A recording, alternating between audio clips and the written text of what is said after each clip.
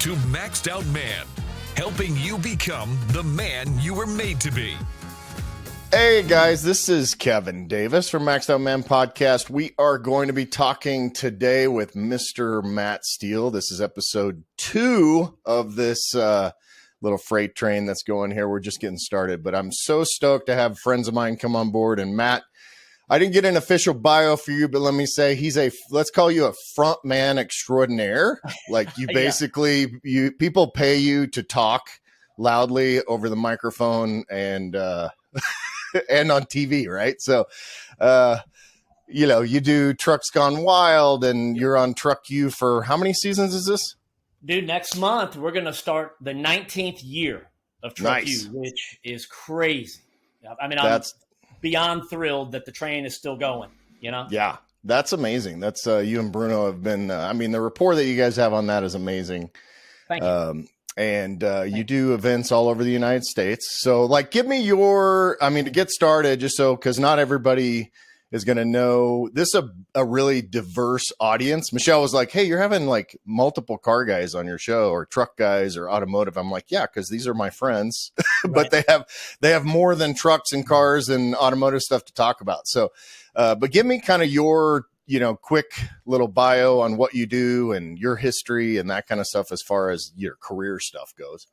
Man, that's a good question, and it can go deep. I don't know if you've ever thought about this, because I love what you're doing, right? Because I think it's cool. I think you talk about being a man in today's world, and you watch television, and the dad is always like the most ridiculed guy on the show. Yep. That doesn't matter that he's the one that bought the house. Like, nobody cares about the house, right? But it's so crazy. Like, you ever think about the fact of what you're doing now makes sense when you look back and you put the puzzle together in reverse? Yep. But at the time, you remember, because I remember being 25. I remember being 30, even 35, going, what the hell am I doing? Is any of this going to pan out? And then it does. And you never know what's going to happen. It could be somebody you meet. It could be a job that you get fired from. There's always something. And you're like, why am I going through this? How is this going to play out? But then when you get to be our age, you look back and you go, oh, well, clearly this happened because of that. This happened because of that. Because I never set off to be on TV. I never set off to be, and here we are in the 19th year. I never set off to have this motorsports promotional company that we started that 19 years ago too. Trucks Gone Wild. We've traveled the world doing that, dude. I'm like the luckiest guy in the world. Worked my ass off, but sacrificed a ton. But when you look back, you're like, wow, this has really been awesome. So you were in your mid to late 20s, right? When you started kind of all this, right? Then I'm 28 right now. Yeah, no. I know. You're about my age. We're about, I just turned 50. So if you're talking 20 years ago, that puts you in, late 20s, early 30s. What did you do before all of this train started rolling? So I was going to UCF in Orlando, University of Central Florida. Yep. And basically, I was going to college, didn't know why I was going to college, but no other dude in my dad's side of the family had gone to college, so I felt like I had to be the first one, right? It was like I was doing it for everybody else. It was a complete waste of time. I'm not going to ridicule college because I have my own feelings about where college is at now, or a lot of them. I mean, if you want to get into that, I'm fine. But we can talk about that, but it was different back, 25 years ago, right? Yeah, or 20, I guess it'd be almost 30 years ago now, right? It sucked then, and it's only gotten worse. So I was there, and I was working at a place called Church Street Station, which is an old school Orlando tourist thing, and I never minded talking in front of people. The DJ showed up drunk to work one night that used to introduce the band. They sent him home. Nobody knew who was going to introduce the band. I'm like, I've been listening to him introduce the band for 2 years. I'll go do it. They're like, have at it. So I went up there. I got the DJ job. Next thing you know, I'm DJing nightclubs, right? Country nightclubs mostly. Through my you went up there with half a headphone on, doing all that crazy scratchy stuff. Not a lot of scratching. Not a lot of wiki in the country nightclub business. 25 years ago, but.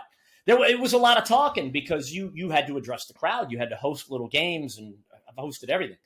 And that led to, Monster Jam used to come to Orlando every time. I started announcing Monster Jam because of that. That kind of Trucks Gone Wild spawned from that. Truck U started in the middle of all that because I was on the Monster Jam show. Like, that's why I'm saying now, looking back, it all makes sense. But at the time, it was just like, where is this going? So yeah.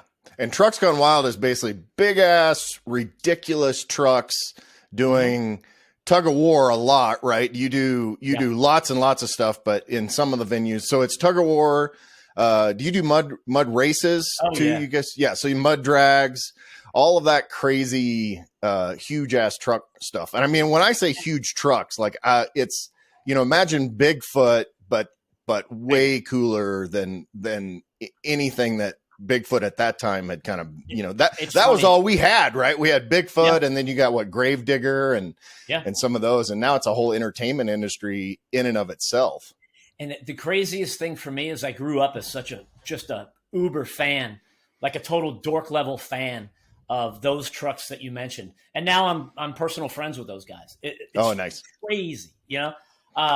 You know how it is because you've been there. You stood next to the trucks at our event that you came down to in Orlando. And it's like my friends that aren't into this, they're like, oh yeah, big trucks. I see them driving on the road all the time. I'm like, no.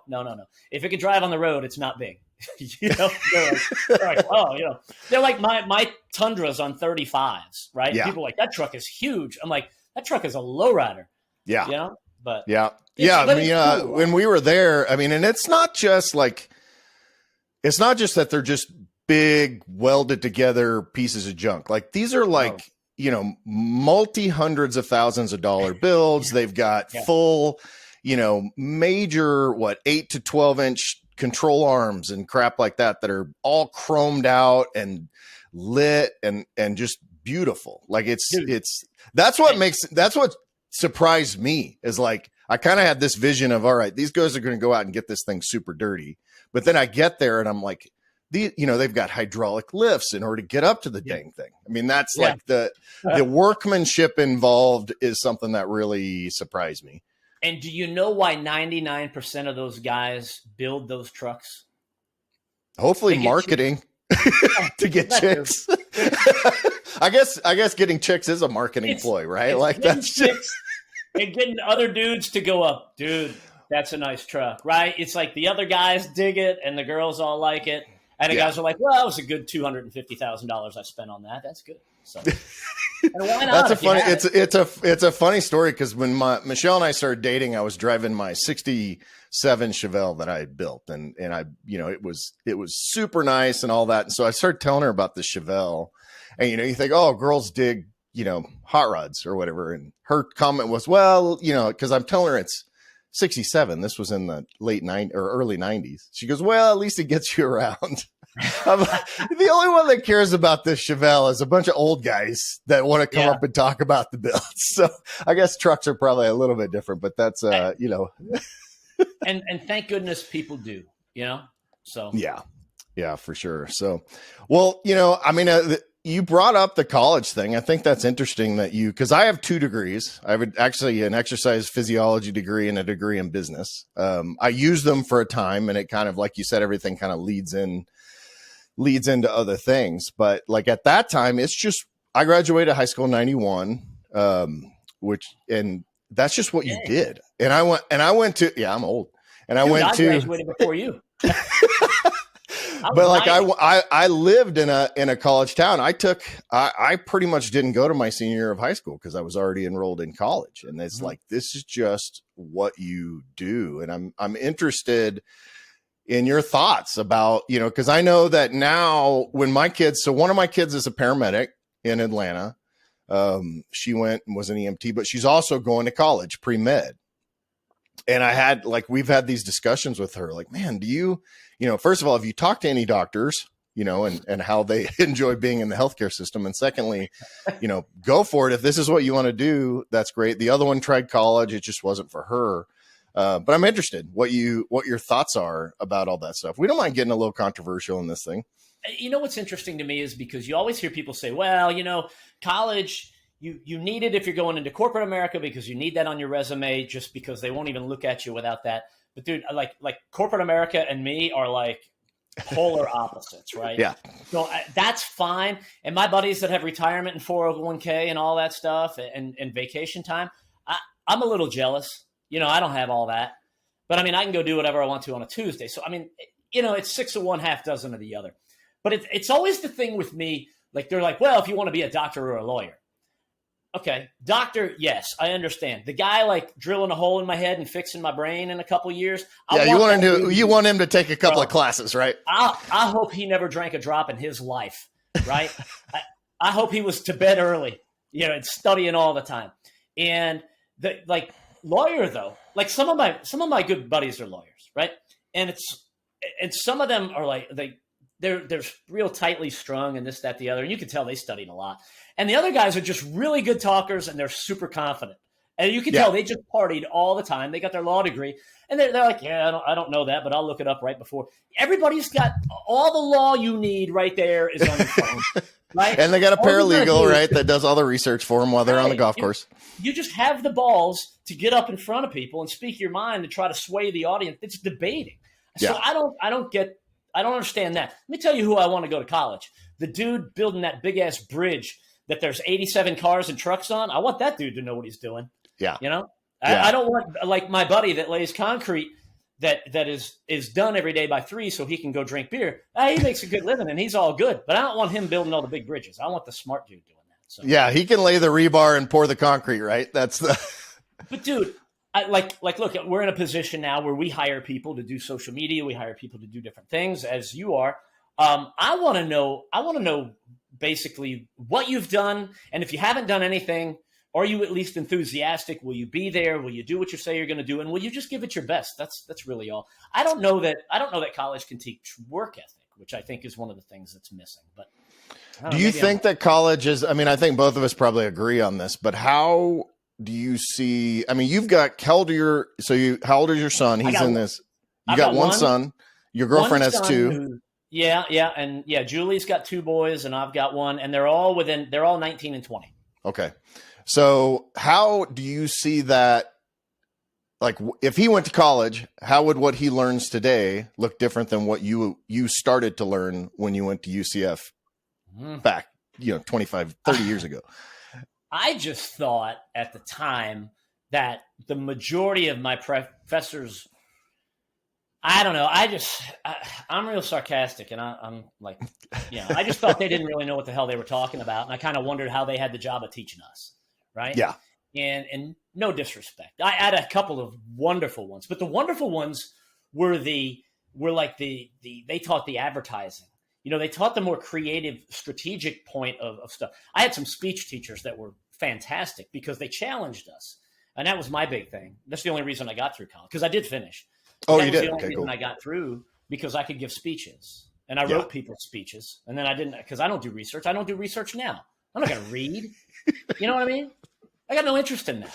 I read stuff when we do a product on Truck U, I've never heard of. I don't really know what it does. Okay, I'm going to read that. I'm going to get the bullet points out. Oh, that's pretty cool. All right, boom, action. We talk about it, boom, and then we're done. That's the extent of my reading. So I'm not a big research guy. I think today, like it or not, not all the professors, but I think it's more political. Back in the day, you didn't shoot. When I was 20 years old, I didn't know what conservative or liberal meant. I didn't know a Republican from a Democrat, basically. My family didn't really discuss that. And now it's such a hot button topic, and let's keep everybody pissed off at each other. We didn't have that back in the day. That really just kind of escalated the last couple of years, I think.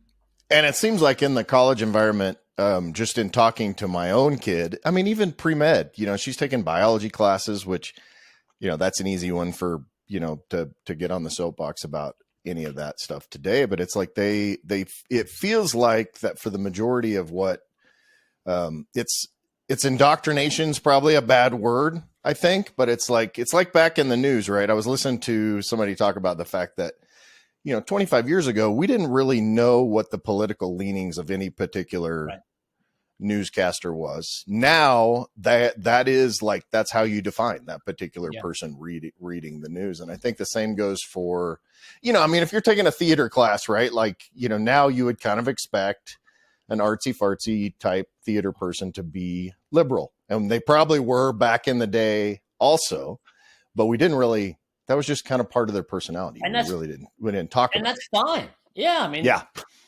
So what? Yeah, but gosh, dude, yeah, it's funny, and now too, and I say this having been on television, it has nothing to do with me, but it's like you watch the news shows, and all they want, so many of them, they just want to put somebody on there that looks okay.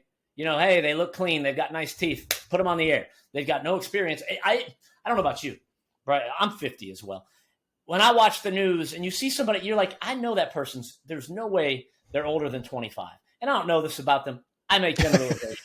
I'm just going to guess they've either never been married or never been divorced, or a couple times. They probably don't have kids yet. They probably haven't bought and sold property. They probably haven't started their own business. They probably haven't failed at business and had to start over again once, twice, maybe 3 times. They haven't had any of these. Maybe they've had all that. But I'm just going to say at the age of 25, most of them haven't. So for them to tell me how I should be thinking, I'm like, you know what I mean? That's basically my – yeah. I'm like, yeah, whatever. Next. I'll be out on the boat. Thank you. Listening to your country music, right? That's dude, it's a combination of like the outlaw country from the Waylon Jennings, Merle Haggard days to the 80s metal, right? Yeah. So, yeah. I have a hard time listening to newer country. Like if we're out working on the shop or whatever, the Spotify station is usually old school country, because that's, I mean, and those songs were just about beer and women and sex and all that as today, but at least they had some differentials. They were a little bit different. I'm not much of an 80s metal guy, but bro, it's like, how many songs about trucks and tailgates and 6-packs? It's like, okay. Yeah, that's for sure. You know what, dude, my son listens to some stuff because it's not radio stations anymore for so many of the kids, and he listens to like I don't even know what it is, but I guess you could call it almost like Americana type. And some of those dudes are pretty good because I'll find something playing, and that sounded like something that we might listen to 25 years ago. I'm like, dude, who's that? And he's like, oh, that's whoever. I'm like, I like that. It happens. Yeah. Yeah, they're out there. Music's always been formulaic, but it's a little bit more obvious now, I think, right? Like it's much more. There's some new good stuff out there in the country. You just damn sure aren't going to hear it on the radio. No, and I don't even it's so crazy because we have Sirius XM in our Jeep and my phone connects there. I don't remember. First of all, I don't like listening to DJs talk. Like that's just always been it's just as like, just shut up and play me the next song. Yeah, and so like the whole Spotify series, I'm hurting your feelings a little bit but you guys tell me you don't like hosts of automotive television. Yeah. Those guys are the biggest idiots, right? Like I wish they'd just show me the segments without talking. That would be No, but like I don't mind being able to go in and say, "Hey, play this song," and songs like it. Hey Alexa or whatever. That we use Alexa a lot, even though they're watching me and recording every sound I make. We do. I do like the convenience of turning on my lights without actually getting out of bed. At least you're being tracked. That's right. Yeah, you can turn off the setting that says "Don't record and report," but it's still happening. It just is, so I gave up the idea of privacy for convenience a long time ago. Just imagine if you're the dude that created that. You're going to go, yeah, I'm going to put a little switch here that makes people feel like they can turn it off. We all know that. Well, you heard the stories. Like they found out they were literally recording people's intimate sessions, and because they have humans that review those recordings in order to quote unquote improve the translations and, voice to text recognition and all of that stuff. So they were listening to all this stuff. And so they went back and revised the policy, so to speak. But like there's literally, there's millions of recordings that exist somewhere on Amazon servers. That's a little scary. Like if you're just, maybe you're pushing the limits one night. You know what I mean? You don't need people hearing about that. Yeah, right. Or maybe your wife's like, "Is that it?" And you don't need anybody hearing that either. Everybody's going, "So you apologized for 13 minutes?" Yeah, yeah, that's above average, man. Keep at it. They're like, how many times can you say, "Don't judge me on round one"? Yeah, then Alexa turns around and is like, "Hey, man, that was 33 seconds longer than last night. Good job. That would freak me out a little bit because she has these. So we haven't had Alexa for that long, but they have these things called hunches, which is essentially AI. So it's artificial intelligence to where like if I turn on my lights every night, and you can disable this feature, but if I turn on my lights every night at 9:15, between 9:15 and 9:30, it will eventually say, hey, Alexa has a hunch that you want these lights turned on at 9:13. And do you want to do that? And you can. So like it's examining your own behavior and then asking you, trying to make your life more convenient. I've never worried, I know people talk about TikTok and all these different things where everybody's listening to me. I mean, I think if you exist in modern society, you've given up the right of privacy for the most part. It's difficult. You know what I decided? I don't know, probably a couple of months ago. It's like if all of a sudden things get leaked, maybe that you don't want leaked. The worst thing you can do in today's world is apologize because all you're doing is opening up the wound, right? It's like, I think you just double down. No matter what it is, you just double down on it. Go, yeah, I did that. Yeah, so, my ass looks great in that shot. Yeah. Thanks for posting that one and not the other one. Yeah, you're like, look, you know how long it took me to get the lighting right for that picture? Like, yeah, I'm not ashamed of it. Yeah, we do have an apologetic culture, which I think for the most part is like, I mean, they apologize for the stupidest stuff. It's like, just be, I mean, and then everybody's got a conspiracy theory, Will Smith and whether or not that slap was real and, all of that kind of stuff. But, so I was curious about, you've been a single dad, right? So you raised your son. How did that? I'm curious about, because we've talked a little bit about it, but and if you don't mind sharing, no. I don't mind sharing anything, dude. I'm an open book. Let's see, my wife and my ex-wife and I think my son was, let me think, 2016 he was probably 13 when my wife and I split up. So single dad from that point, right? I've been with Julie now Julie and I have been dating around a year and a half. Oh, okay. And I have all intentions of that not ending because she's wonderful. So, so whatever what was that, a 6 year, 5 or 6 years of being by myself. But that was from the age of 13 to, 18, which is a tricky age. Oh man. I mean, boys are, I have 2 girls. So when they turned 13, 14, we were considering just murdering them in their sleep. I can see how that happens. But the hardest thing, I think, and not to interrupt, I apologize. No, go ahead. The hardest thing for me was that when you split up and the marriage breaks up, it's terrible. It's a terrible feeling. A lot of people have been through it. I don't envy anybody who's gone through it. And of course, nobody ever thinks it's going to happen to them. I was one of those included, but it does. Reality sets in, and it's like you overcompensate with the kid. It's like okay, we're going to be super nice. And I learned that like my kid was cool. He never played us against each other. My ex and I still get along great. So I'm very fortunate in that situation. But the hard part was you got to spend so little time with this little person that you love more than anything that you would rearrange your schedule around everything, right? And you would, if they were going to be around, you'd stop everything, work, friends, everything. And you were just like, all right, I got to be there because Colton's going to be here for this. That little dude, and turning into 16, I gave him my old truck and we lifted it for him and everything because I was like, man, I want him to have a cool truck because I didn't have all that when I was a kid. That dude turned 16 and he ditched me so damn fast. Like, deuces, Dad, I'm out. I'm like, bro, I 3 years I rearranged my whole schedule for you. He's like, yeah, I'm going to the beach. See ya. And Thanks. Thanks for the 3 years, Pops. Oh, dude, and you cry for 6 months or so and you feel all lonely. And then your friends are like, dude, you really need to meet somebody. I'm like, I'm not leaving the house. I'm like, my joke was, unless a girl's tire blew and she pulled into my driveway and walked to the backyard down by the lake where I was running around moving dirt with my John Deere tractor, I wasn't going to meet anybody. And I didn't for a long time. Till he was at the beach, right? Yeah. Imagine that didn't work. Yeah. So I mean, so that's a unique position that, because in general during the divorce, right? Like almost always it becomes a single mom kind of situation deal, right? Where but in your where case, she raised them?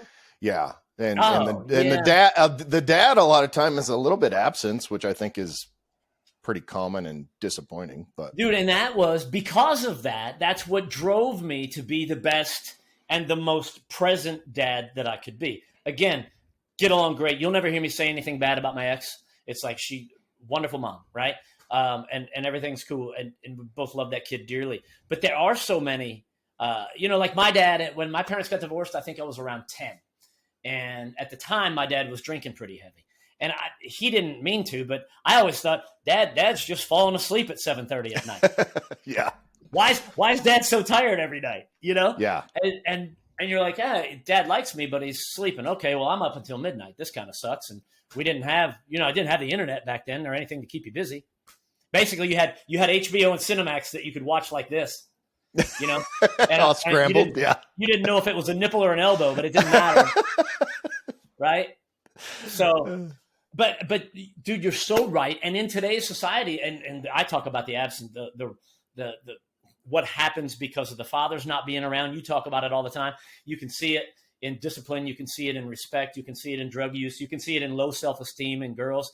It's sad. And I am not diminishing the role of the mother. Please do not ever think that, and nor are you. It's like that. It's an involved parent, but to think that one parent can be both. Maybe there's some that have probably pulled it off before. There's some amazing men that have pulled off the role of both, amazing women that have pulled off the role of both. But it doesn't usually happen that way. And you see what happens. And then in this culture of divorce, you see what happens. You see that a girl grows up without a father reassuring her of her value, right? And then you've got boys growing up without a father whooping their ass when they're screwing up. How often do those two people come together and meet? Yeah. And next thing, no good comes from, well, not no good comes from that, but a lot of times good doesn't come from that. I don't want to say no good comes from that, but because nothing is absolute. Well, I mean, marriage is hard anyway. I've been married this will be 28 years for us, and we've had our own challenges. And even, when our kids were teenagers and I mean, it took both of us, to keep them alive in the way of when they turned about 14 or 15, and this is going to sound bad, but it's like, I had to keep her from murdering the children, and she had to keep me from murdering the children sometimes, just because they were awful. But I think that, I mean, and they admit it. They're like, Dad, Mom, I can't believe I'm surprised that you didn't kill us or kick us out or whatever. Yeah. But, and they're both good kids, but that's just part of having a teenager, I think. And girls emotionally are a little bit different, but I mean, my mom, my parents divorced when I was 6. And back in those days, this was in Texas in the 80s, late 70s. Like, your mother it didn't matter what the situation was. The dad had no chance of getting custody.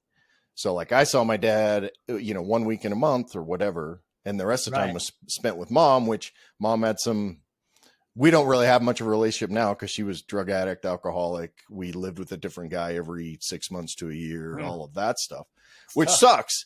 But my dad wasn't necessarily all that involved in, so I had to kind of learn how to be a man through, I had big brothers and big sisters. And then when I got into high school, I had friends of mine that had dads that I could be involved with and all that. But like, I would have loved to have a dad that would take those 3 years with me when I was 13 to 16 and say, hey, I'm going to set aside my life in this way in order to be there for you. What's amazing is Colton, and you met Colton. Yeah. Right? Good kid. Yeah. I really liked him. Great kid.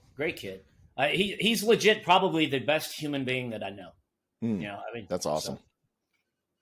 But so many of his friends come over, and it's amazing the amount of kids that have bad parent situations.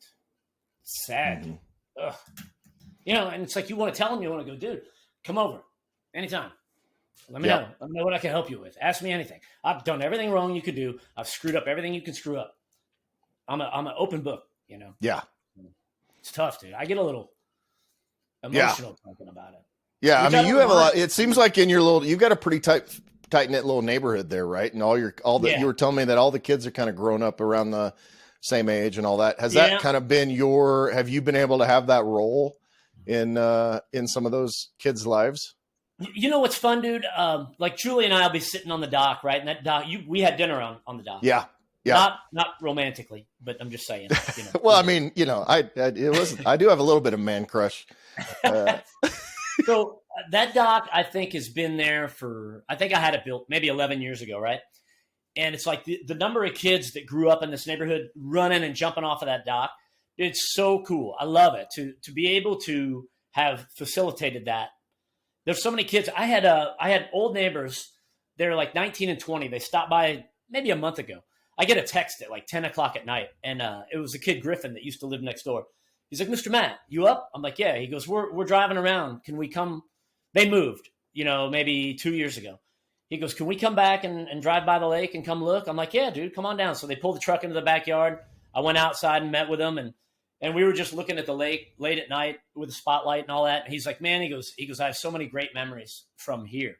And that kind of makes you feel good, Yeah. So, because he's not going to. And I mean, the fact that you had an impact on their life, not just like they're not just calling you up because they want to be out on the dock, right? They're, you had an impact on that. And that's, it's one of the things that I want to do with this whole Maxed Out Man project is kind of help men to have more of an impact.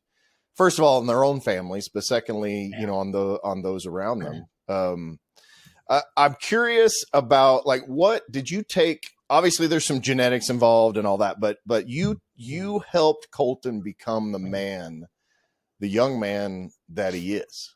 Are there things that you did specifically to facilitate that? And we don't have to get into like, hey, here's 10 things to do to raise a good man in 2023, but I'm interested because I mean, I've been around you. We've become really good friends pretty quickly. I've seen you with your son. I've seen you with other people, and that genuineness I've just really respected. That's one of the reasons I want to have you on here is because I think that you have something to show other men. Hey, this is I've reached this level of success. Not only with all the other stuff you do, but like Colton is a great example of your success. And obviously he's not a perfect kid. No. None of us are, but like if people meet you, I've always enjoyed when people meet my girls and they'll be like, we love that your daughter, how old is she? Well, she's 22. Well, she seems like she's 30 or whatever, because of the way she presents herself. So I'm curious about that. What kind of, as a parent, there's no better compliment than what you just gave me. So thank you for that. I appreciate it. I think, I don't know, man, that's a tough question because there certainly wasn't a damn handbook. I can tell you that. You know that. Yeah, no kidding. They're like, get the hell out, right, of the hospital. I'm like, where's the instructions? They're like, good luck. Yeah. Thanks. So I think that I'm just, older people always treated Colton good for whatever reason. Older kids were always good with him. And he went to a daycare after he was a couple years old, just for the social aspect of being around other kids. He went a couple days a week.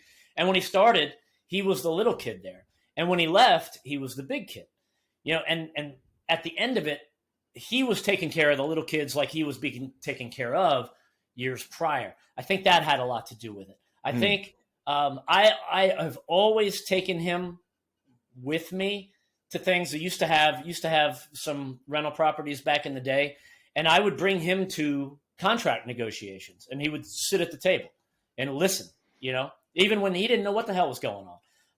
He would be here I do a lot of work on the phone, getting things ready to go. And he would hear how the phone calls would go. And then I would hang up and he's like, well, what was happening? He's like, you sounded mad, but you didn't sound. I go, yeah, I was pretty steamed because of this. I said, but this is how I handled it.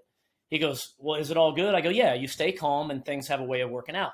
And I think it was just a habitual pattern of stuff like that. Like he went to the beach last week and he was telling me, and he's like, Dad, he goes, this kid was drunk and coming up trying to start a fight with our group. He goes, and I was breaking it up and everything. And he does. He's the peacemaker, if you will. Yeah. I don't know. I think there's an element of luck. There's an element of honesty, and there's an element of letting your kid go and do things. I remember he would take off with the trailer and the four-wheelers and the truck at the age of 16, as soon as he could drive. There's a big place in northwest or northeast Florida called Hogwaller. It's where they run four-wheelers and all that. And they're open all weekend. Or he would come to our Trucks Gone Wild events and just go. And people were like, my friends were in horror. They're like, how can he do that? I'm like, he hasn't screwed it up yet. He hasn't blown it yet. I'm giving him and even if he did, that's the way to teach him and help him figure out, how do we not blow this next time? Yeah. Right. So I don't know, dude. I don't know. I think I'm just lucky, and I let him do his own thing. And fortunately, he never really screwed up. Now, there was a time when he had his truck and he was doing donuts stuff, burning out, and he was going through rear ends like crazy, right? And it's just like, it's like, Dad, I don't know what happened. I just put it in gear and clunk. I'm like, yeah, it doesn't usually do that, And then you find out because they all put everything on social media, and then somebody shows you, oh, you think this broke your son's rear axle? Arm out the window, middle finger to the sky, doing donuts in front of 1,000 people. I'm like, I don't know where he got that, but I'm like, that'll. You'll go through. Yeah, all that was missing is Dad announcing the event, right? That's the. So, dude, that was funny. There was a time there for about a year and a half where he wouldn't. Like, we were very close, but that was in person. Like, he wouldn't call. He wouldn't call me and check in, Yeah. If the phone rang and his little face came up on the phone, and I remember I pulled him aside one day. I said, dude, you've got to just call me every now and then and just go, hey, Dad, I'm just calling for the hell of it. How you doing? I go, you have to do that because right now, every time you call me, something's broken.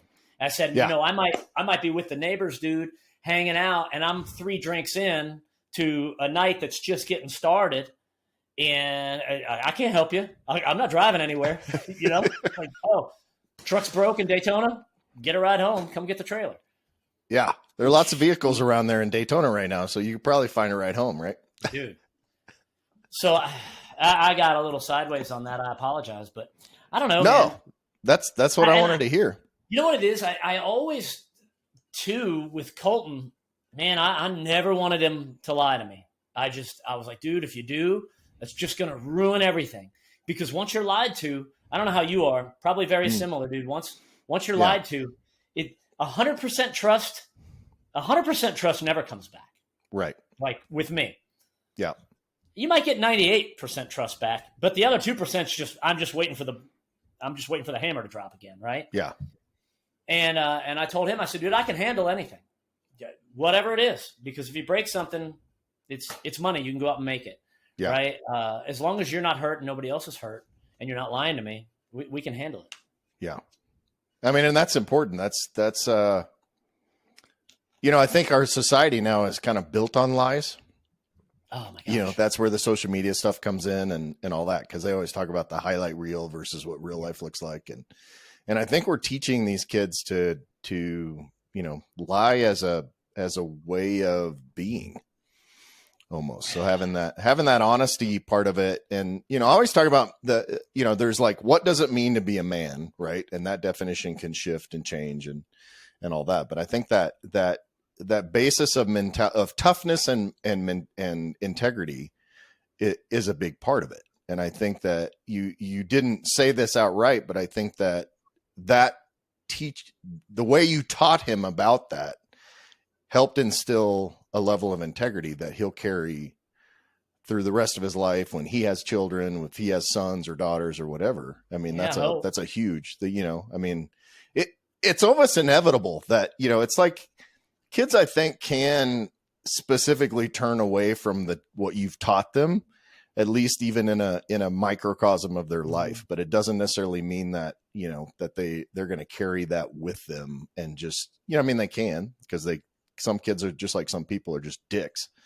But, I think that integrity aspect of it is what's missing now. Dude, you got to let boys be boys, right? Mm-hmm. And they're, at the risk of sounding whatever, I don't even know what the word would be today. Like they got to get energy out. They got to laugh at stupid stuff. It's what we do. And that they're trying to like strip that away. It's like, okay, look, dude, fart jokes are funny when you're 75. Dick jokes are stupid. My friends and their buddies in their mid 70s, dick jokes still make them laugh. It's like, okay, well, they're funny, clearly. I remember like when Colton was young, he couldn't even talk yet. He was a little baby, and he ripped just this gigantic fart, right? He couldn't talk, so he didn't know what funny was. Dude, he farted and started laughing, and I'm like, it's funny. It's naturally funny, right? And you've got to get that's got to happen, and to try to smack them on the wrist and go, you can't do that. You can't. Now you can't let them go out and start punching people randomly. That's the other end of the spectrum. Yeah, that's illegal and bad. But that's when you smack them on the ass and go, hey, look, we don't do that. That's not how we operate. So I always talk about using testosterone for good. When I meet young boys, that teenagers after they hit puberty, it's like, you are full of testosterone that I would love to have. Yeah. But you have to use it for good. Let's get you weight training and working out and, doing manly things. Right.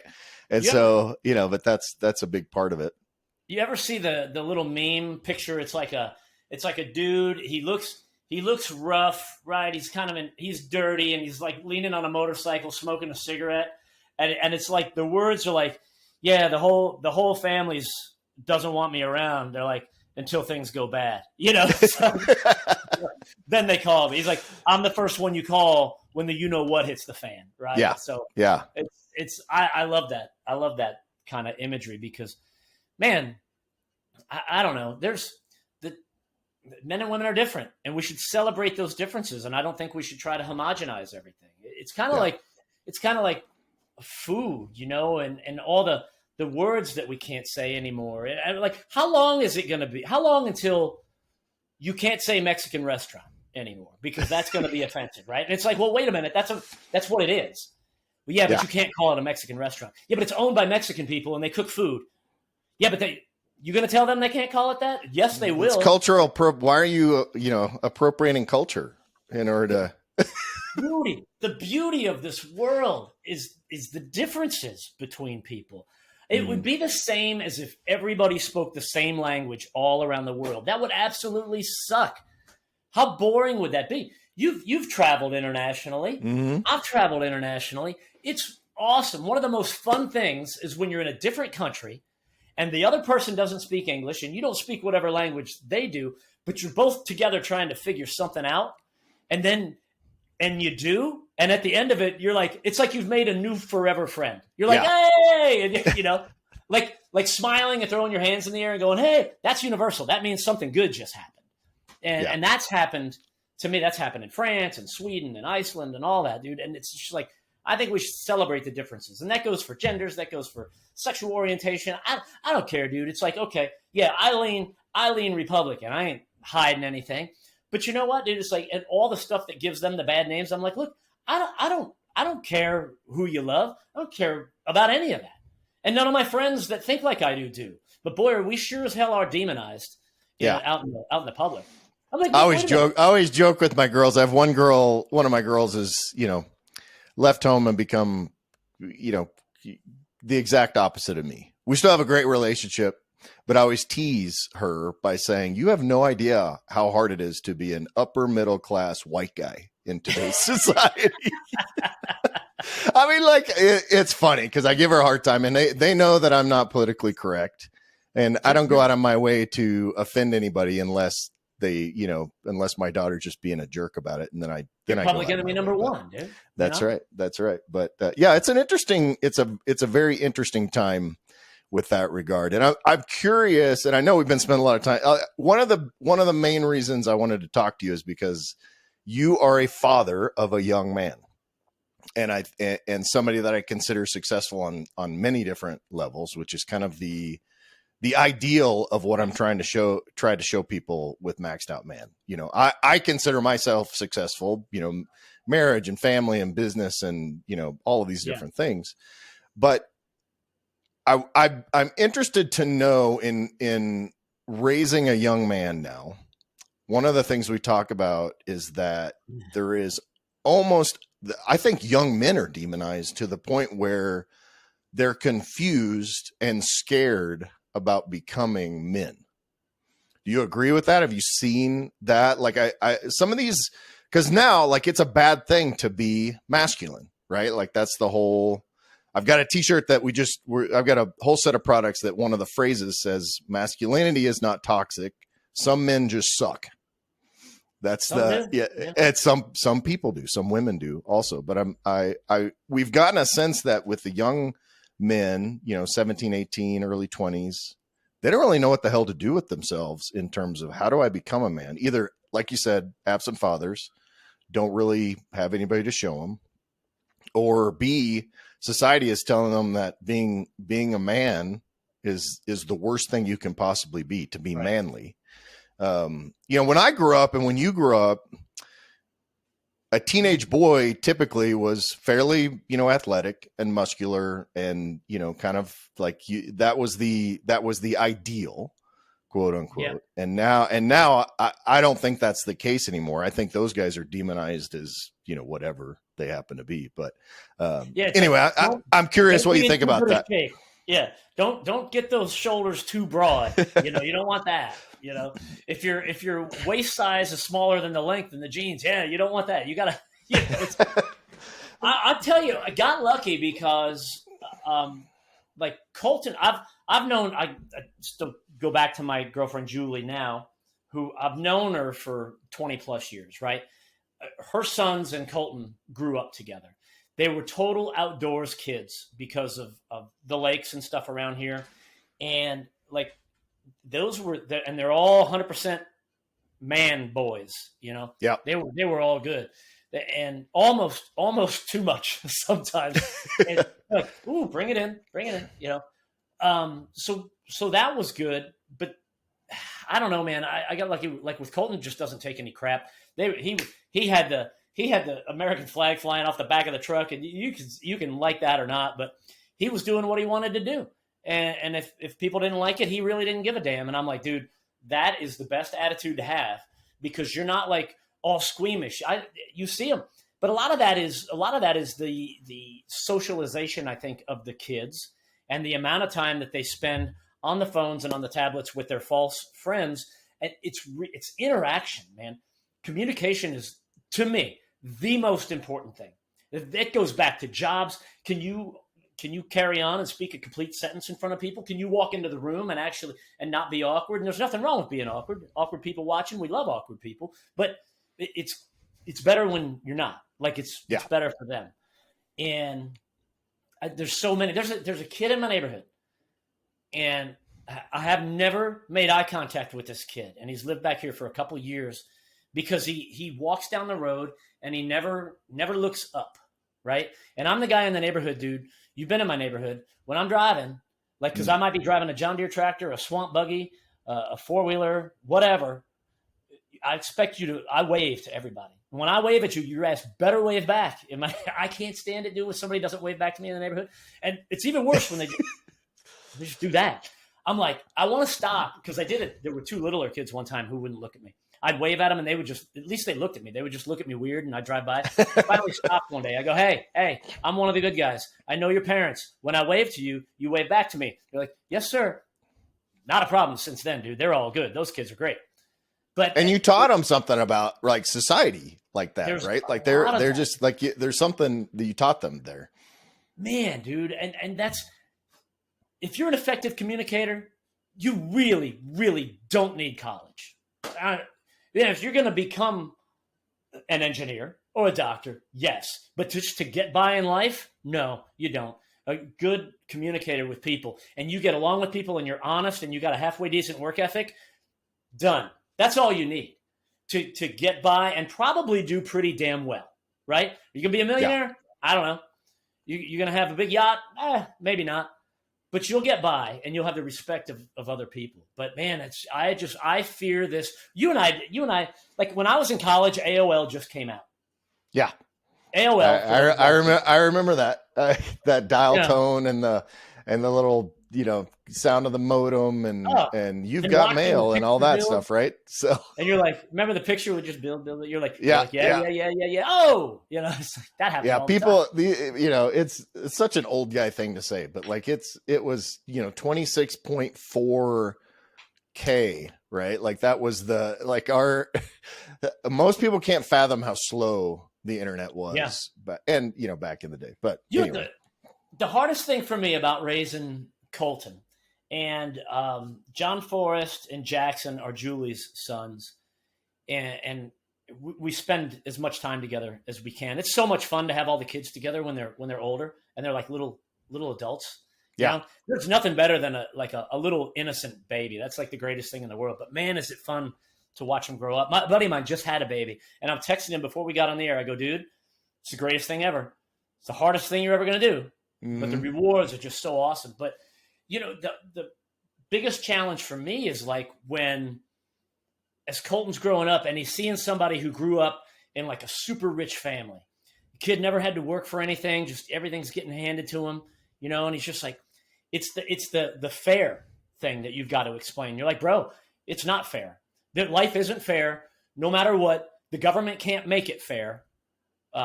You're not going to get that. I can tell you, because we can't afford that. And that's a difficult thing. And he got over that pretty quick. He never became a pain in the ass with it. It's like he understood it. I think he saw that like the kid became like a little ass, and he was like, yeah. Oh, so that's how that works. Not all of them did. I grew up in Southeast Florida, in Stewart. Plenty of wealthy kids that I grew up with, and some of them super wealthy, and the kids were wonderful, and they grew up to be great adults. I think statistically, I don't know how often that happens. No, I mean, I think that requires effort. I think you become a good member of society when you come from major wealth, in spite of what you come from. Yeah. Just like someone that grew up like me, poor white trash in a trailer house with an absent mom. I became who I am in spite of that situation. And what I think people do sometimes is they're like, oh, that person had everything given to them, and they have tons of resources and money and all that. Well, that's, in a lot of cases, that's just as bad of a hindrance as not having anything. And that's probably an unpopular opinion, especially in, today's entitlement society. But I think, there's a lot of people that don't agree with me. If you grew up in inner city, obviously there are situations that are just so bad that they're the escape velocity, so to speak, it would be much, much higher than someone that has, I could start a business because my dad will give me a $300,000 loan, right? That I may or may not have to pay back. But I still think it's a hindrance, and the work ethic is such a huge thing. Yeah, yeah. Everybody's got different challenges and different things in their atmosphere growing up that we can't relate to or they can't relate to. You know what I mean? I grew up in Florida. A lot of people in Nebraska, you can't relate to having poisonous snakes and alligators all over the place, but you get used to it. Yeah. So that one time Bruno was down here and I took him out on the pontoon boat and we had to walk. It was at my buddy's house and he had to walk through water about that deep, dude. To get was he scared about the moccasins? Bruno's probably 6'1", jacked, ex-jock, all this, that, the other, right? You know what I mean? Like Bruno's a dude, like you wouldn't mess with Bruno. Like you'd be all pissed off and you'd look at him and go, I don't know. Yeah.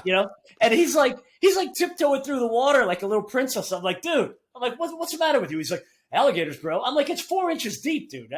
You're going to see him coming. Yeah. So funny, dude. I still razz him to this day. Hey, funny thing going back to the kid thing, and I don't know if this set with Colton or not. But I remember when I was like college or just out, clueless, not making much money, and one of my buddies had a Corvette and I was like, oh dude, Corvette. And I was like, man, I want a Corvette. And that was my goal in life. I was like, as soon as I can afford a Corvette, I'm going to get a Corvette. As soon as I could afford a Corvette, I didn't want a Corvette anymore, And I explained that story to Colton. Even now, it's so funny. We'll see a Corvette. I'm like, you know what? He goes, yes, Dad. Geez, you've told me this story like 40 times. He's like, stop. He's like, I know you don't want a Corvette. I'm like, you did put a Stingray emblem on the side of your Toyota, though. And it's so funny that you remember that, right? Because that's where I like my Tundra is concrete gray. It looks like a gray shark kind of thing. Yep. So yeah, I bought Corvette Stingray badges off of Amazon for about $10, and I put some goop on the back and stuck them on the side of the truck. and it's the Stingray edition. So there, that's all I wanted out of the Corvette. I spent $10 and I got my Corvette fixed. And it fooled me because I'm thinking, man, this has got to be super cool. He took a 6.2 LT motor out of the vet, dropped him in the store. You're like, no, I just bought these on Amazon. I was a little disappointed, but impressed at the same time. When we were at Tampa at that detailing convention with G-Technic and all that, and to what Kevin's talking about, he brought me into a show. I parked the truck because they just wanted a decent looking big truck there, I guess, right? Because they had all the hot cars and all that. And I parked my truck in there, and I don't think about the fact that the Corvette Stingray badges are on. They're 4 inches long, whatever. I go take a leak or something. I'm talking to people. I walk back. There's a crowd of dudes. They're on their knees, looking underneath the truck. They're looking in between and under the undercarriage and stuff. And the one dude's like, "Man, did you put a Corvette?" I'm like, "No." What are you talking about? Why would you think that? He's like, "The badge is on the side." I'm like, "No, they were like $10 on Amazon." Oh my God. I've never in a million years would I have thought that people would have seen that and thought that I did an engine swap.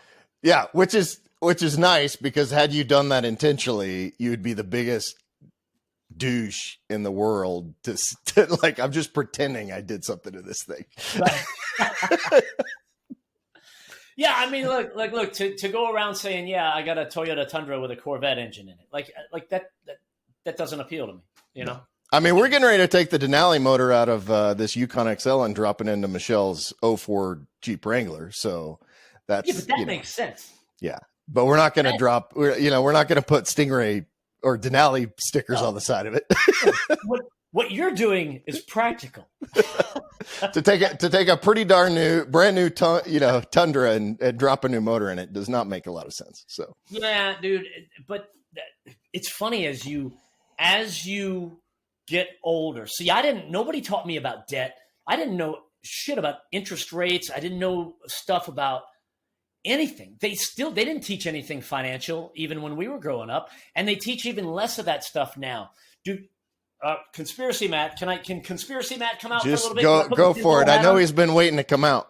Bro, breaking out, dude. Because they want to keep us poor, for one, because we stay under control. They want us in debt. There's no doubt about that. And they want us sick. There's no money in healthy people. There's no money in people with everything paid off. Do you know how great it is to be a healthy person with no bills? Oh, yes, you do know. It's awesome. It's like you can do whatever you want, and nobody can tell you what to do. It's the greatest. Because you're a rarity. You own your house, right? Yeah. Like you own your whole. You're pretty much debt free. Yeah. In that regard, which is a very rare thing. I'm not in that position because I use real estate as more of an investment type opportunity. So I do what they call it, which we may disagree on it. I leverage debt. So listen, I don't disagree with that at all. The only thing that I disagree with is because I watch a lot of these financial dudes on YouTube, the financial entertainers, and because I love. I like that. I've never heard that before. I'm going to use that. Dude, that's what they are. But it's like guys will be like, if paying off your house is stupid, only idiots do that, and I'll show you why. They're going for clickbait, dude. Yeah. Here's what happened with me growing up with nothing. And then my parents got divorced and it was rough. Actually, when my parents were married, we had a decent place. They got divorced and it was like, boom, mom's scrambling at her job. We're barely getting by and all this, that, the other. And then in fast forward to 2008, where I lived here in Central Florida, good friends of mine with good jobs lost their homes because they just went way overboard, right? And they didn't have anything else it wasn't liquid. And then when the market dropped and what they owed was here and the value was here, when that met up, they were done and they didn't have anything else to sell off. And I watched good people who were good parents, still friends of mine to this day, lose their homes because they were in over their head. And I said to myself then, I go, that is not going to happen to me. It ain't going to happen. And I remember my buddy Eric, who I do the majority of my investing and financial stuff through. The reason I work with him is because we were friends and he knew that about me. And I said, this was on an old house that I had. I owed like 10 grand on it and I had the money. I'm like, Eric, I want to pay this house off. I want you to give me your blessing on it. He goes, listen, He goes, I could sit here all day long and show you how you could leverage that, or you could make more interest on it than you're paying. He goes, what's going to make you sleep better? I said, I'm going to sleep a hell of a lot better if I pay that house off. He goes, pay the house off. Yeah. I go, that's it. With me, it's peace of mind. And my only problem with these financial entertainers is when they put no value on peace of mind or the experience that I had that led up to why I paid my house off. I'm not paying my house off because I'm stupid. I didn't pay my house off because I don't understand interest rates and investing. I paid my house off because of stuff that happened to me when I was younger. And I now feel better mentally, and I sleep better at night as a result of that. I understand that interest-wise, there's probably better things I could be doing. I get that. And I don't begrudge anybody for doing it. There's an emotional component to debt that I think even mortgage debt or car debt, or in my case, real estate, business debt, there's an emotional component, especially being someone like me. I'm self-employed. Like, I don't have a steady paycheck. So, I mean, I wake up some mornings, be like, oh man, I got to cover that. Yeah. Make sure I can cover that one coming in. And which, I mean, I've been that way for 25 years. So I've gotten used to it, but there is an emotional component to debt of any kind. And to pretend there's not, I think, is the big mistake. Like, yes, there's an emotional component, but you made your choice for a specific set of reasons. People that use debt from an investment standpoint do so understanding the risk, understanding the emotional component, and then they do it for different reasons. And so that's what I think. I think we lie to each other. I think people are lied to. And even in the predatory lending, 2007, 2008, where they were saying, hey, let's do this, 5-1 adjustable rate mortgage. Don't worry about the balloon payment. You'll refinance by then. Your house is going to go up by 8% per year. No big deal. Well, as it turns out, it went 8% the other direction, or 20 or 30. And then you're just screwed. You're 50, what people had their $2,000 house payment, which is a lot anyway, go to like $6,000 in 1 month. Yeah. And what are you going to do? It's like, well, get the U-Haul. Yeah. Yep. It's interesting to me on the predatory lending because I agree that did happen. But the side that nobody ever talks about is the greed side of the individual. It's like, okay, so I'm going to buy this house for $200,000. Well, the evil bank tells me that I can afford a $300,000 house. Okay, so I did it blindly. I just did what the evil bank told me I could do. It's like, well, listen, there's a little bit of you in there that should have known better. Yeah. Right? It's like, you're going, oh, wow, honey, look, the bank tells us we can afford this. Let's do it. Maybe your wife should have said, honey, maybe not. So look. No, personal responsibility. Yeah, I'm not discounting personal responsibility. You made these decisions, like people laid it out and you chose that path. Like there's unless you're just severely undereducated. Obviously there was some of that. But that's pretty small percentage to where people literally just didn't understand the math and they did it anyway. And now it's like, let's do this student loan forgiveness for all these people. Well, look, why don't we just give everybody over 18 the same amount of money? I mean, why student loans? What about the kids that went to trade school? Are they going to get money back? Probably not. No. It's not. I paid all my student loans back. Me too. So, and I love it when people go, yeah, but Matt, you've done okay. You can afford it. I was like, don't tell me that. Don't hit me with this must be nice BS, dude, because there's a reason that we got here. Sacrificed fam. I'm sure, Kevin, you had no sleepless nights at all being an entrepreneur. No. You make sacrifices that others don't do, and that's how you succeed in a business, right? Yeah. And others make sacrifices that I wouldn't make, and that's why they're successful in that business. All my buddies that own restaurants, I don't know, they'll go, don't get into the restaurant business. I'm like, man, it must be awesome. You got this cool place. You're just making money hand over fist. And they're like, stay out of it. I'm like, dude, you're telling me you're like making all this money. They're like, trust me, you're married to it. I was listening to Micro podcast on his yesterday, and he was saying he had a guy that makes software for restaurants. 18 days is the average cash reserve to cover expenses that restaurants have. So they can literally only survive if their restaurant shuts down for however long. They have about 18 days worth of cash to keep the lights on average. Like if they got that building paid off, they got 22 days. Yeah. Well, I mean, yeah, because some of the, the locations are paying 15 grand a month, and that's part of the equation for some of that stuff. But yeah, it's the student debt thing is it's crazy because there's a predatory component to that. You take an 18-year-old kid. Absolutely. I mean, my daughter's going through right now, and I'm like, don't do it. Don't go down that road. Don't, because it's not real. It's fake money, right? Like that's the thing. It's fake money, and it's a little bit of a mental challenge. At UCF, when I went up there, I remember I turned, my birthday's in late August, so I was actually in college for about a week at the age of 17. And I mean, it was just, dude, I didn't drink in high school. I didn't do anything. I worked at Publix, which is a big shopping center down in the Southeast. And I just worked and went to school. And man, I was so sheltered. I moved up to UCF and discovered staying up late and drinking. Still didn't know anything about credit cards, interest rates, any of that stuff, right? Nothing. All I know is that Citibank has got these little pop-up tents all over campus. And with they've free got stuff. The hottest chicks you've ever seen standing underneath them. And all I got to do is fill out this little sheet of paperwork and put all my information on there. And I get to talk to this hot chick and I get a free 2-liter bottle of Coke. Sign me up. And that's where the debt started, dude. Yeah. I don't think much has changed with that. I don't really know. I assume that they still do that.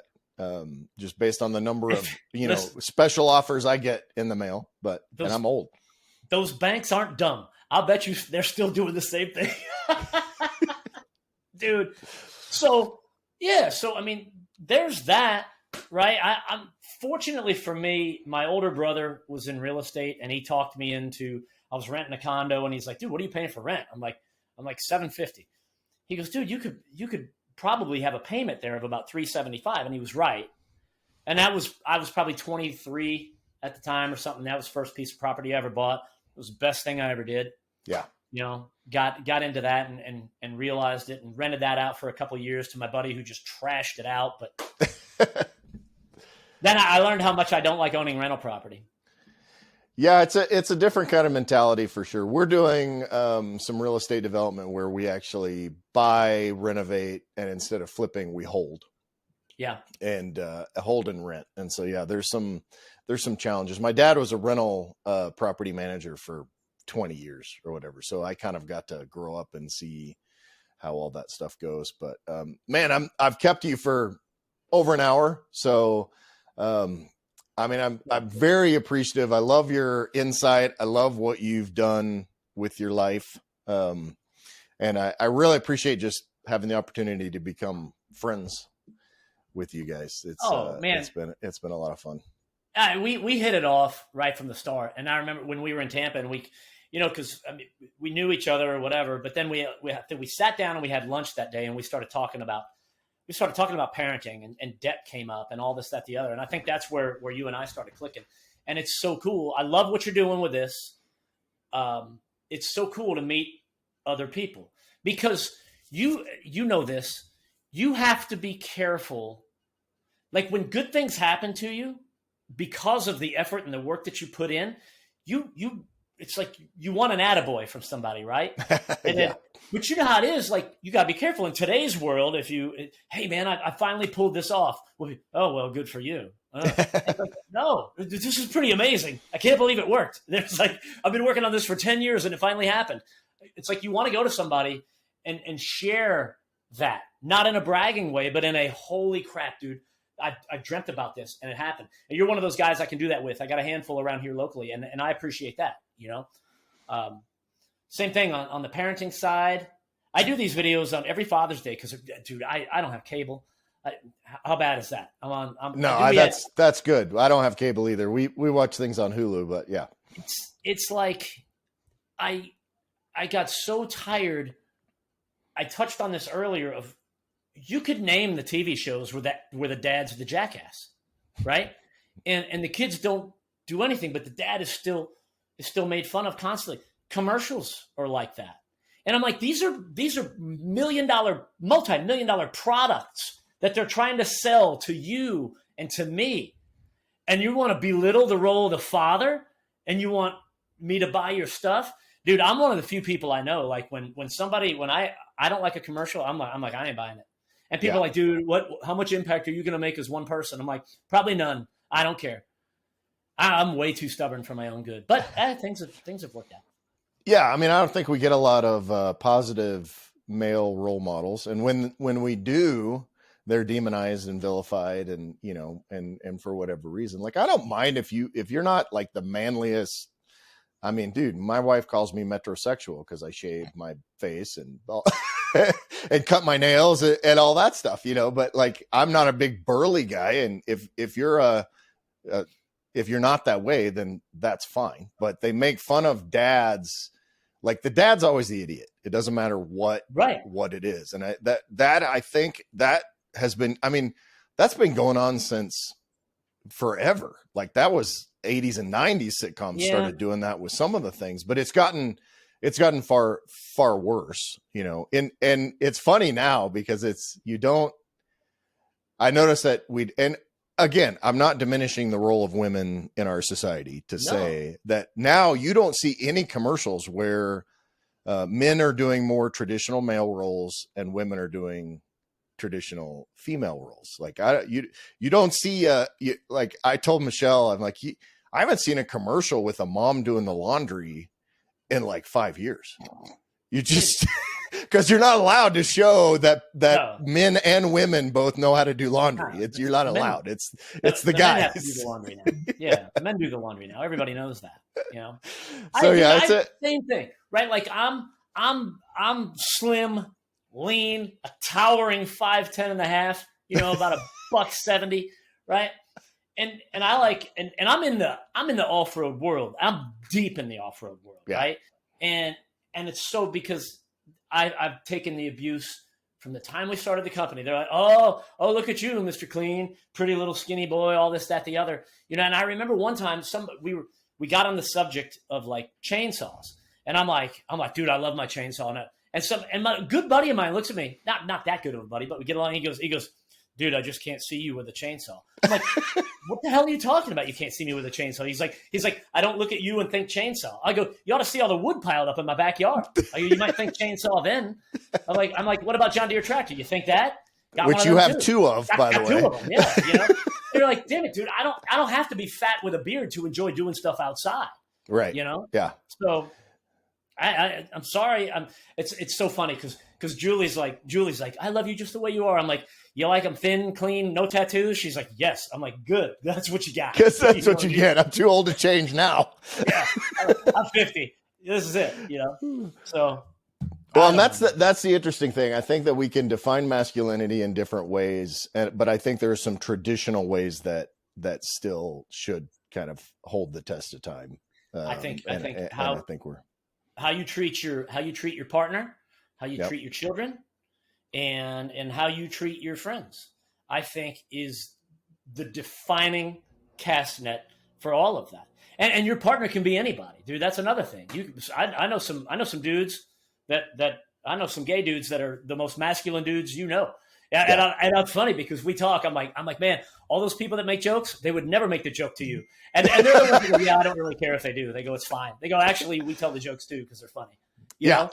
And that's what I'm like, wow, everybody gets along. What 80%? No, not 80, but like you know how like you take all of any group of people, color, sexual orientation, upbringing, but it doesn't matter.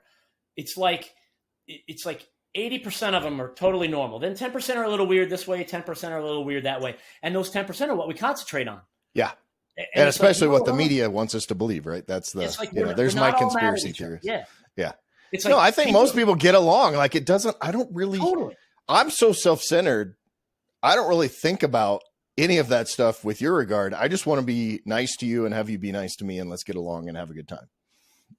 Yeah. that's kind of my philosophy. That is absolutely horrible that you would even think that much. I know, right? I'm supposed to hate everybody that doesn't believe exactly what I do.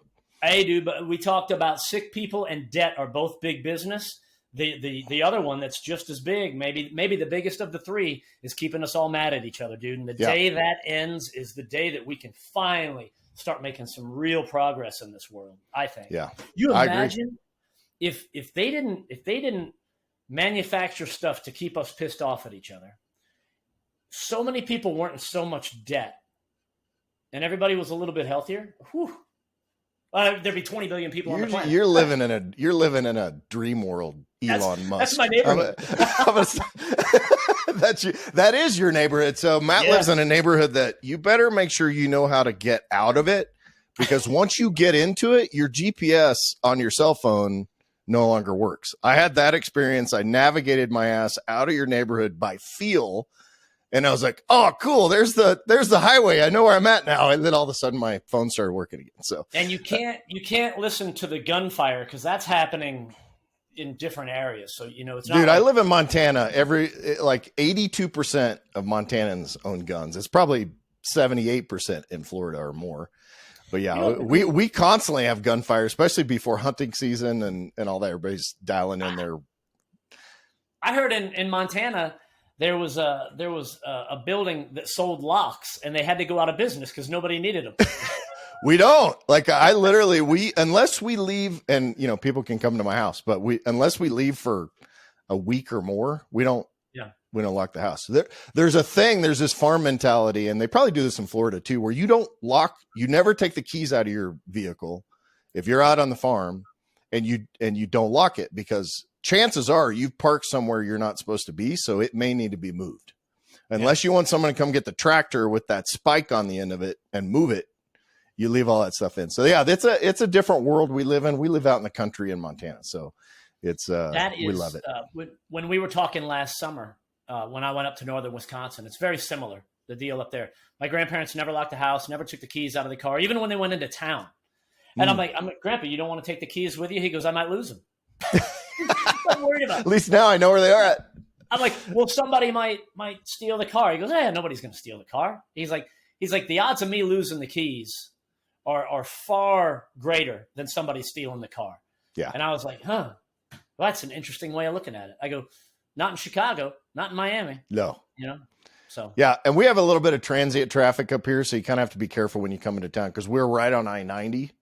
So we get, the people that are not from here that you have to be a little bit diligent of. But I mean, Michelle has a 9mm in her nightstand. I've got one in mine. If anybody breaks in, I'm handing her mine, because she's just a better shot with both hands than I can be with one. But that's if she takes the gun and holds it sideways and throws the bullets. Yeah. Have you ever tried to shoot a pistol sideways like that? I have a hard enough time shooting, normally. And that's, you don't hit anything, let alone a person. But no, but you put some nice holes in the wall. For sure. So, and you got to do it while you're running. That's right. Yeah, for sure. So, yeah, it's craziness. Listen, well, man, I'm sorry if I said anything offensive. No, I'm not. No, you shouldn't. You shouldn't be. First of all, if it's offensive, like we said, that's a personal problem anyway. If you're offended, you're probably not going to be listening to this. Or if you are offended, put in the comments. Let me know. Let's talk about it. Let's be better friends. Figure out what we could do to come together and kumbaya. Yeah. Hey man, I appreciate your time. Thank you so much. How do we find you with all your stuff? I know this is your getting started on your busy Trucks Gone Wild season, right? Yeah. We just started. We've had a couple of events this year, and then it's really kicking in. We're doing another cruise this year. We did one 3 years ago, right before COVID, and it was so much fun because it was all people that come to our events on the boat. And then obviously when COVID happened, it shut down the whole cruise line thing. Yep. That all opened back up. We got one booked in October amongst all of the other events. I don't know. There's 22 events plus the cruise booked this year. And then we'll shoot Truck U in between all of that. Matt Steele at Facebook, Steele, and then official Trucks Gone Wild at Facebook. Whatever. And Trucks Gone Wild on Instagram too. Right? Yeah. I don't really check that stuff. I'm not a huge social media guy. Everybody tell you need to be more active. You need to be doing this. I'm like, I'm pretty happy keeping to myself, doing my thing. You know what's funny? I took a video at Sanford of a red Ford pickup that I actually saw later in town. Posted on TikTok. It's a 6-second video. It's over 700,000 views, which did absolutely nothing for me on TikTok because TikTok has too many young people. But yeah, so I'm doing your job for you. All my other videos have like 12 views. So, I hire people to do that. I do. I've got the best jobs, dude. I have great business partners. I've got Julie is just awesome. My girlfriend. I'm in such a good, happy place, and I wasn't always there. Been happy with business for a little while, but business is good. Personal life sucks. Whatever. It's like everything's clicking, man. Nice right now. So it's a pretty wonderful thing, and I thank you because I know you're always checking in on me and stuff like that, and I appreciate it. Well, it's good to have friends. We all got to stick together, right? So. Damn right. All right, buddy. Well, I appreciate you, Mr. Matt Steele, frontman extraordinaire. I'm just going to refer to you that way every time I see you now. We say it. Yeah. We're like, if we were a band, I'm the lead singer. That's what we say. If you're looking to really maximize your life and become the man you were made to be, head over to maxedoutman.com and get your journey started today.